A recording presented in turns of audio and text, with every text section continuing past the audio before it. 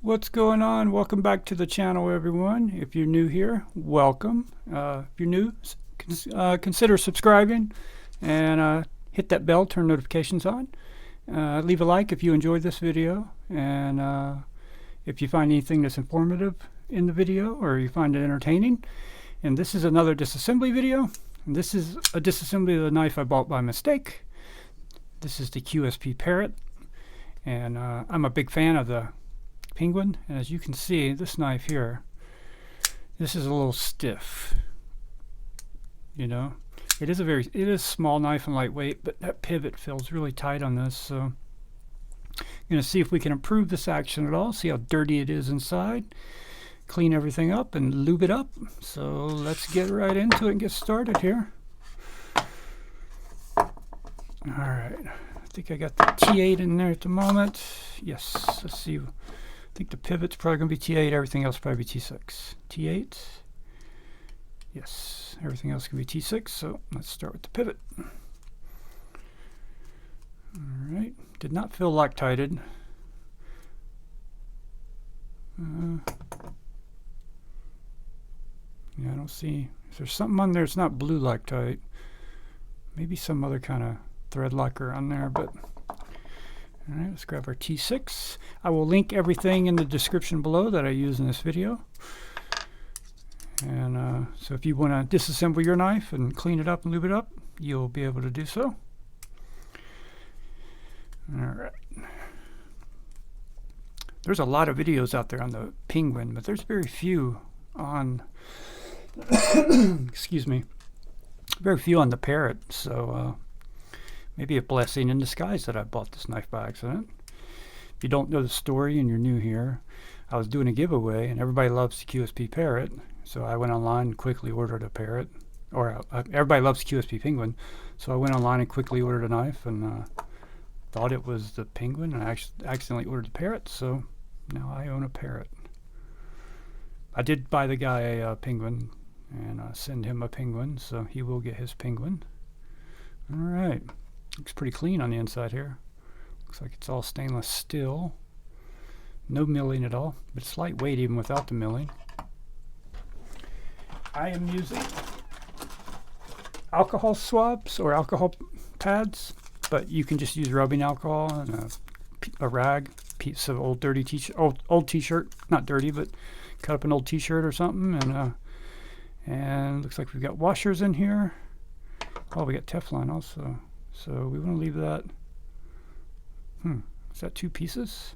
Yes, it is 2 pieces. So a little different. That's definitely a difference in the action right there. The copper was against the scale, so, or the liner, so we'll want to remember that. And that probably has a lot to do with why this knife has different action than the Penguin. Actually, the Penguin's on washers too, but I don't remember the Teflon washers being in there. They might be. So the Teflon's against the blade. We'll want to put it back the same way. Get inside that hole there. Clean that hole all out. Alright.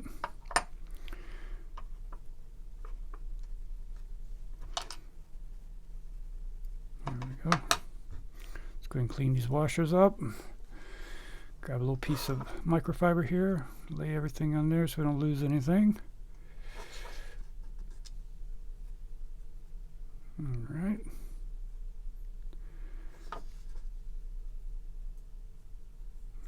Get everything nice and cleaned off, and we'll lube it up. And I think the pivot was over tightened, honestly.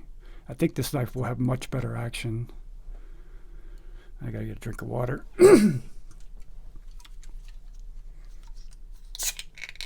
Actually, it's flavored water, but water nonetheless. Tell you, man, pollen is still bad here in North Carolina. I wipe my car off. I got one of those dusters. I wipe it off every day. The next day, get up, go outside, it's covered again. It's yellow again. It's like a daily occurrence. And you can't use your windshield wipers on that stuff, because if you try to do your windshield cleaner and spray the windshield cleaner on it and turn your wipers on, it just smears it. So you got to dust it off, or you're just going to make it worse. All right. Looks like our standoff fell off here. Alright, now we got that all wiped down. Let's make sure it's all nice and dry.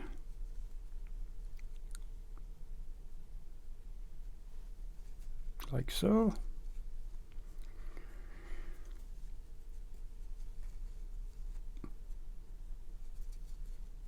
I do not think I wiped the pivot down itself, did I? So let's do that real quick.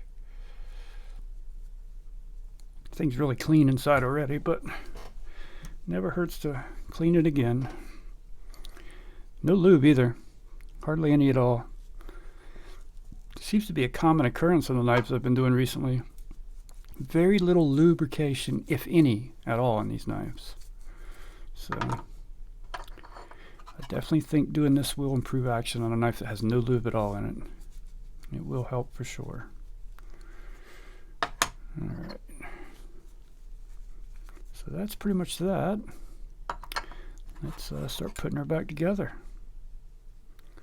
Oops. Put the pivot in here. And we're going to use, I'm using KPL Ultralight on everything but the detent, which I will use KPL Heavy on that. And instead of using the KPL little swabs, you can get these on Amazon. They're the exact same thing. They're identical. They're identical. There's no difference between them. You can get a 500 pack of these in blue for $7. If you want the black like KPL sells, you can get a 500 pack for $9. KPL sells a 50 pack for $9. So save yourself some money and just buy these. I've got both. I've compared them. They are identical. There's no difference between them. Same size, same everything. So, all right, put a little bit of that there. Put one of those on that. We will put a little bit of this on that. And we'll throw one of these on that. Get on there. And we'll go ahead and wipe a little bit on that washer. Go and throw our standoff back on there where it goes. Like so. Alright. I'll put a little bit on. Ooh, got a little burnt mark there. See that? No big deal, I'm sure, but point it out anyway. I need a little more. My swab's getting dry here. Put a little another drop on there. Get her nice and wet and lubed. Lubey lubes. A little bit around there, a little bit around there. Alright. Throw the blade on there. And let's do a little bit of the heavy on our detent hole and our detent track. Very simple to work on these knives. Don't be intimidated. If you're new to knives, very, very simple to work on. Take these apart and clean them for the most part. There are some that may be worse than others, more tricky than others, but for the most part, they're all pretty simple to work on. Alright, should be done with that one. The standoff did not want to stay. Let's go ahead and do this real quick. Turn this around.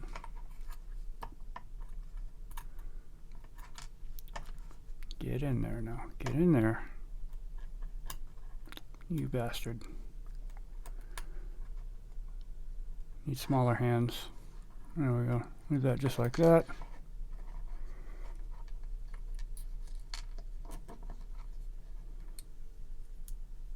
And it fell out again. Third time's the charm.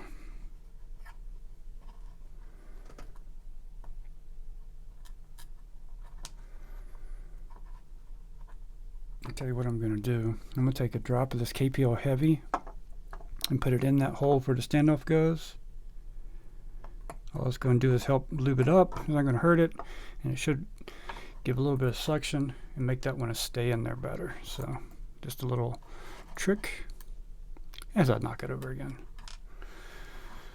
Man, a lot of knives have tighter tolerances than this, and you put that thing in there and it's not go anywhere. This one's not very, not the tightest of tolerances. Alright, so back to our KPL Ultralight. Get her wet again.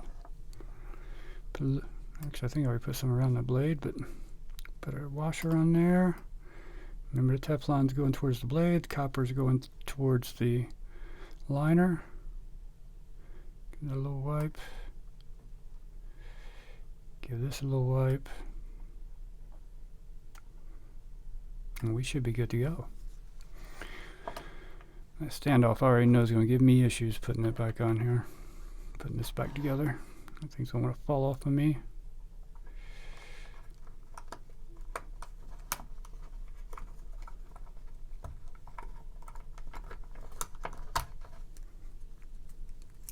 Did we get it in there? Everything's in but the pivot. Something's not lining up right with the pivot.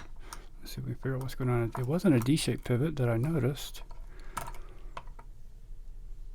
Of course that came out again. Is that a D-shaped pivot? Yeah, it is a D-shaped pivot. And the D shape is facing this way. So we need to spin that around real quick. Like so. Zoom in. Yeah, that should be good. So we'll put this in for the 10th time. Yeah, you want to pay attention to that when you're doing this. See if your pivot's D-shaped. I wasn't paying attention. It's so small I didn't even notice that it was D-shaped.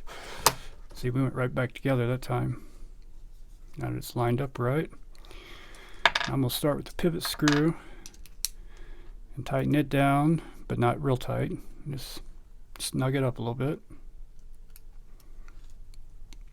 That'll help hold all this together and make sure that standoff does not fall out again. Alright, we're getting a little snug, not tight. We'll go ahead and put our body screws in, or the frame screws, whatever you want to call them.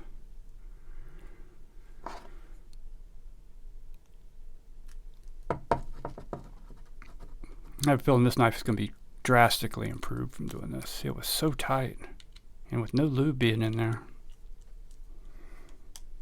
Not at all. There we go. One more.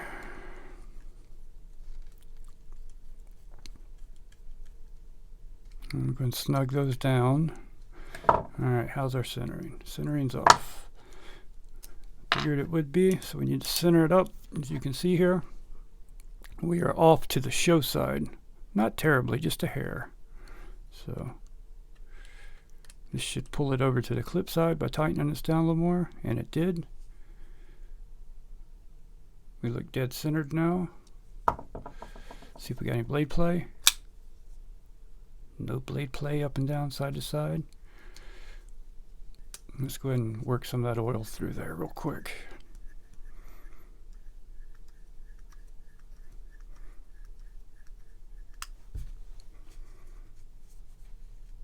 Wipe that blade down. Yeah, I don't think this one's ever going to be a drop shut knife. It's just not designed that way. It will get much smoother over time. That much I can guarantee you.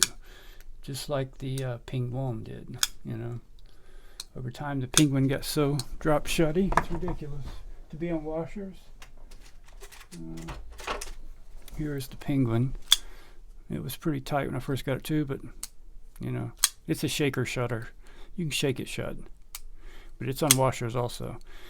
After opening and closing this enough, it will do the same in time. So, and honestly, I don't know if I'm even going to keep this knife. This may become a secret giveaway knife. It probably will become a secret giveaway knife. And if you don't know what the secret giveaway is, pay attention. I like to drop Easter eggs here and there, and you'll know when I drop it. There will be no mistaking it. So, but I will not give you any hints or anything about when that is going to be. So it will be up to you to be here watching to get that Easter egg. So it's already a lot better. For sure. See if I can reverse flick it now. Oh yeah, I couldn't do that before. Yeah, it's getting better with every flip already. Detent on this one breaks a little late on the close. Right there. So that's where your detent break is at. So you got to get that far before it'll go down. I couldn't even shake it down like that before. Still needs a lot of help, but again, I will keep fidgeting with it. I'm not going to use this knife. I'm just going to fidget with this knife. I'm not even going to review this knife. This will be the last video of this knife until it goes to its new home. So we'll figure out when that's going to be in the future. And trying to do this under the camera is difficult. Trying to get where you can see where my fingers are at here. I don't know if I can get the angle right. Yeah, so you can reverse flick it. Oh, it's getting smoother already.